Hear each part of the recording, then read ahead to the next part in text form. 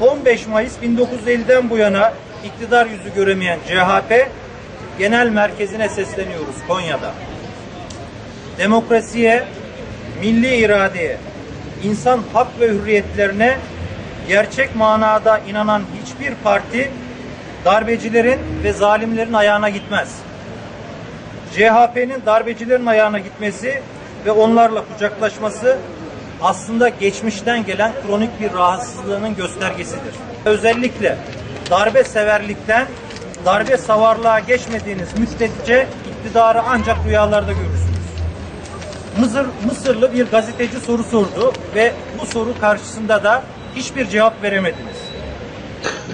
Lütfen aklınızı başınıza alın ve millete rağmen millet için anlayışından ve milleti terbiye etme anlayışından uzaklaşın. Darbecilerle ve eli kanlı zalimlerle kucaklaşmak yerine milletle kucaklaşmanızı tavsiye ediyoruz. Bu darbe severliğin anısına ve biliyorsunuz birkaç gün evvel de Cumhuriyet Halk Partisi 90. doğum gününü kutladı.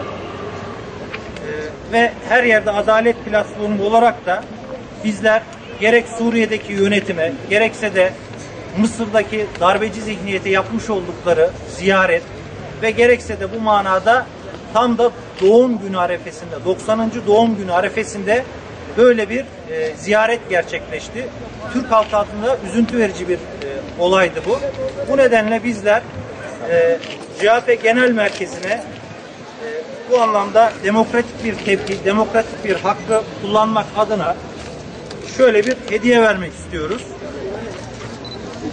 Şimdi hem bunu CHP Genel Merkezi'nin doğum gününü kutluyoruz ve bu şekilde değişik yönlere bakan 6 ok var. Hediyemizde de görüldüğü üzere bu 6 oklar şaşırmış, hedeften çıkmış vaziyette. Kimi sağa bakıyor, kimi postala bakıyor, kimi sola bakıyor. Değişik yerlere bakan oklar var.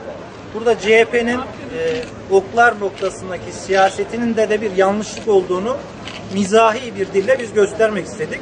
Ve aynı zamanda darbecilere yapmış oldukları bu nahoş ziyaretten dolayı da kanlı bir postalı CHP Genel Merkezi'ne biz Konya'dan her yerde adalet platformu olarak gönderiyoruz.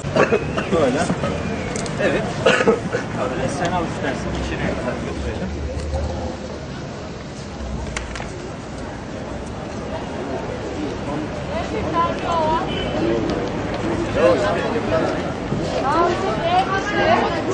Görüyor musun?